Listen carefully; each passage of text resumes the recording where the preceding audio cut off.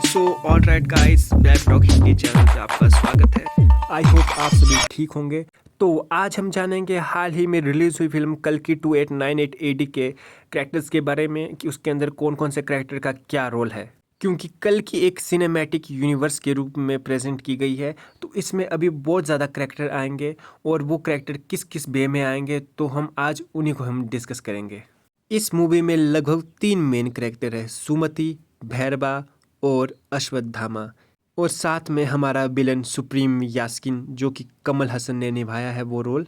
तो सबसे पहले हम जानेंगे इस मूवी में भैरवा को, यानी कि प्रभास। प्रभास का इस मूवी में क्या रोल है और इस मूवी में प्रभास को किस तरीके से दिखाया गया है। सबसे पहले जब इस मूवी में प्रभास को दिखाया गया तो वो एक बाउंटी हंटर के रूप में दिखाया गया है। बाउंटी हंटर यानी कि जैसे कि आप गेम खेलते हो पबजी या फ्री फायर, तो उसमें अगर आप किसी सामने वाले पर्सन को मार देते हो या कैप्चर कर लेते हो तो उसके बाद आपको उसकी बाउंटी मिलती है और जिसके अंदर बहुत सारे रिवॉर्ड होते हैं।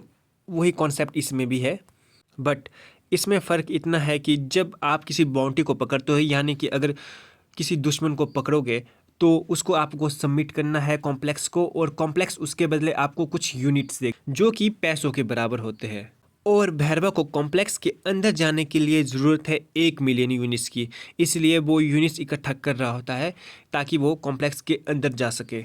मैं आपको बता दूं, कॉम्प्लेक्स एक ऐसी जगह है जहाँ पे पृथ्वी के सारे तत्व मौजूद है, यानी कि पानी, हवा, शुद्ध हवा, यानी कि फल फ्रूट्स, एकदम उपजाऊ ज़मीन, सब कुछ है।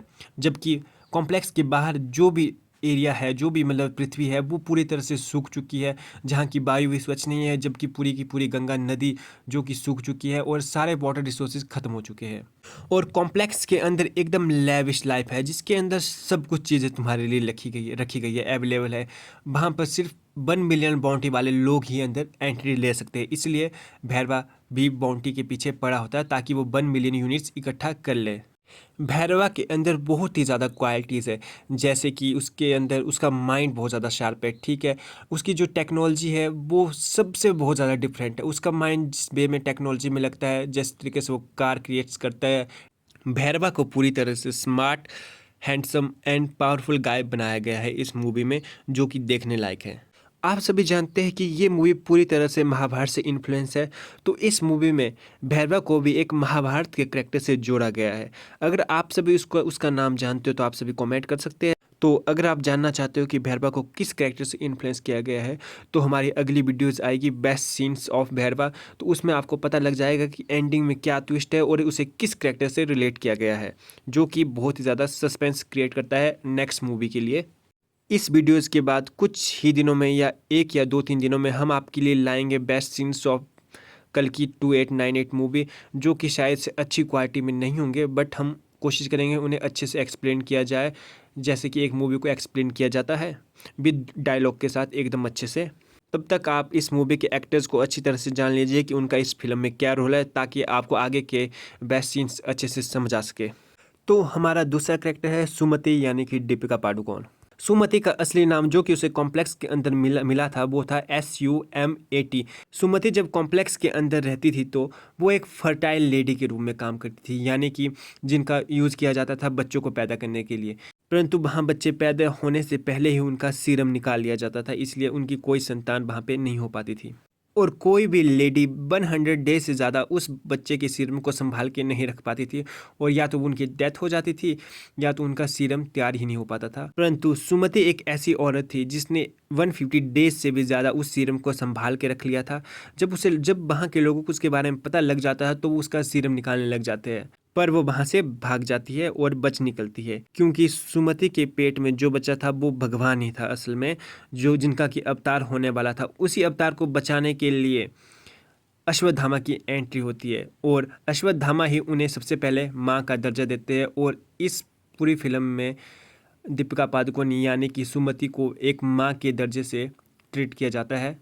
और जो हमारा तीसरा कैरेक्टर है वो है अश्वत्थामा का, जिसे पूरी तरह से महाभारत से ही लिया गया है, जो कि महाभारत के युग से ही जीवित है, और उसका रोल प्ले किया है हमारे सुपरस्टार अमिताभ बच्चन साहब जी ने। अमिताभ जी ने जो इस रोल को इस एज में निभाया है वो एकदम देखने लायक है। उनकी एक्टिंग, एंट्री और फाइट सब एकदम ज़बरदस्त है। अश्वत्थामा का इस मूवी में रोल है कि वो जो जननी है, जो हमारी माँ सुमति है, उसके पेट के अंदर जो भी बच्चा पैदा है, जो कि भगवान का ही रूप है, उसकी पूरी तरह से रक्षा करनी, उस बच्चे को उत्पन्न होने में सहायता करना ही अश्वत्थामा का लक्ष्य है इस मूवी में। और अब बारी है सुप्रीम यास्किन की, यानी कि कली राक्षस, जिन्हें एक राक्षस के रूप में प्रस्तुत किया गया है, जिनका रोल निभाया है हमारे एक्टर कमल हसन जी ने। जो सुप्रीम यास्किन है वो पूरी तरह से बूढ़ा हो चुका है, यानी कि उसकी बॉडी मतलब सब कुछ धीरे धीरे श्रिंक होती जा रही है, और इसीलिए उसको सीरम चाहिए ताकि वो अपने आप को रीजनरेट कर सके। और उसी सुप्रीम यास्किन ने ही कॉम्प्लेक्स बनाया है, पृथ्वी से सारा कुछ जो भी उपजाऊ ज़मीन, पानी, समुद्र, सब कुछ जो भी है वो सब उठा के उसने कॉम्प्लेक्स के अंदर एक लाइफस्टाइल बना दिया है, जो कि सबसे ज़्यादा डिफरेंट है। और वो एक अलग लाइफ है, कॉम्प्लेक्स के अंदर एक अलग लाइफ है और कॉम्प्लेक्स के बाहर एक अलग दुनिया है। तो जो कॉम्प्लेक्स के अंदर की लाइफ है वो बनाई है सुप्रीम यास्किन ने। सुप्रीम यास्किन को इस फिल्म में ज़्यादा नहीं दिखाया गया है, क्योंकि ताकि आगे के लिए सस्पेंस बना रहे। तो आज की वीडियो में इतना ही। हम जल्द ही लेकर आएंगे आपके लिए बेस्ट सीन्स ऑफ कल्कि 2898 AD, और बचे हुए एक्स्ट्रा कैरेक्टर्स को भी हम जल्द ही एक्सप्लेन करेंगे। तब तक के लिए thanks for watching and don't forget to subscribe our channel. If you want to see more such videos of your favorite web series and artists, so comment their names below. So hit the bell icon and press the subscribe button.